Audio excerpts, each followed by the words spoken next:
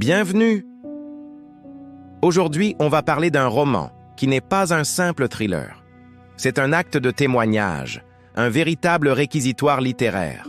On découvre le roman de Bernard Gusteau, Le silence des femmes perdues. Un titre qui résonne comme une urgence. Vous connaissez peut-être Bernard Gusteau pour ses travaux précédents sur l'histoire des peuples autochtones du Canada. Eh bien, avec ce roman, il franchit un nouveau seuil. Il plonge directement dans l'une des crises sociales les plus déchirantes de l'Amérique du Nord, celle des femmes et des filles autochtones disparues et assassinées. Mais voilà ce qui est fascinant. Ce ne sont pas seulement les faits bruts qui saisissent le lecteur, c'est la façon dont Bernard Gusteau les raconte. La structure, le rythme, l'émotion. C'est ça qu'on va explorer aujourd'hui.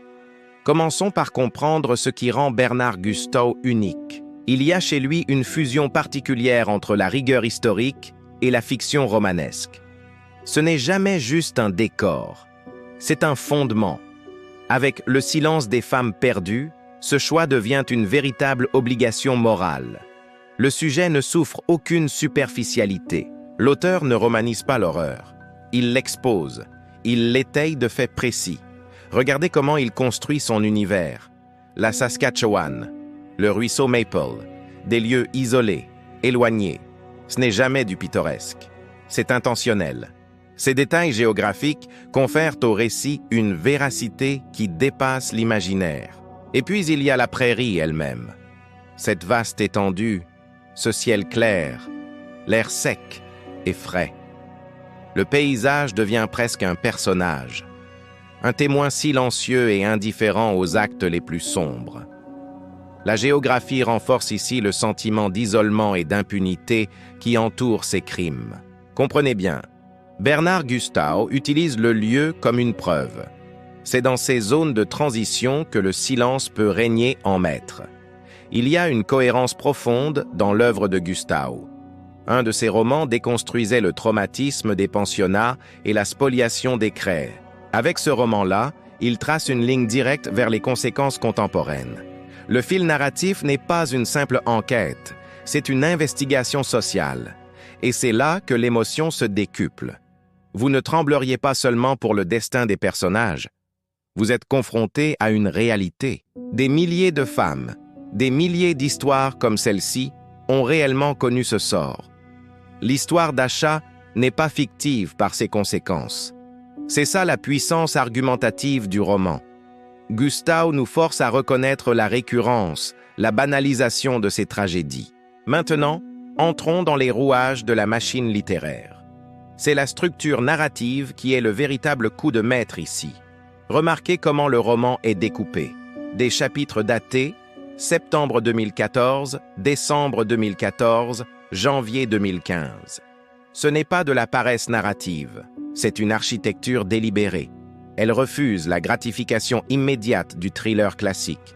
Bernard Gusteau force le lecteur à habiter l'attente, l'incertitude, la lenteur. Cette lenteur, c'est celle vécue par les familles des victimes. Les mois qui passent sont autant de blancs d'angoisse où l'horreur peut fermenter. Cette fragmentation temporelle suggère aussi l'entrelacement de plusieurs histoires, celle de la victime, de l'enquête et peut-être des assassins. Et puis il y a le coup de maître structurel, le contraste brutal entre l'ouverture du roman et ce qui suit. Imaginez, on nous peint d'abord Asha dans une routine sereine. Elle écoute Happy de Pharrell Williams. Elle roule sur une route déserte. Pharrell Williams qui chante. C'est un symbole d'insouciance globale. Et puis, juste après, l'horreur. L'horreur n'arrive pas que dans l'ombre. Elle arrive en plein jour. La panne de voiture n'est pas un accident technique. C'est un piège. Le roman ne nous montre pas directement la violence. Il nous montre ce qui vient après. Deux hommes dans un silence lourd. On voit l'un d'eux essayer de se rouler une cigarette. Il échoue. L'autre lui tend son paquet. C'est la banalisation du mal. Une cigarette partagée pendant qu'un crime vient d'être commis. C'est une technique narrative qui ancre l'horreur dans la quotidienneté. Prenez le titre. Le silence des femmes perdues. Il fonctionne sur plusieurs niveaux. D'abord, c'est le silence de la mort, mais c'est aussi le silence institutionnel, le silence des autorités face à ces disparitions pendant des années avant qu'on enquête vraiment. C'est aussi le silence des femmes elles-mêmes, leur voix confisquée, leur histoire non contée. Voilà ce que Gusteau a accompli. Ce n'est pas juste une enquête policière, c'est un acte d'accusation civique. Si vous cherchez un roman qui vous change, je vous recommande vivement de lire Le silence des femmes perdues de Bernard Gusteau. Merci d'avoir regardé. N'oubliez pas de vous abonner pour plus de chroniques littéraires.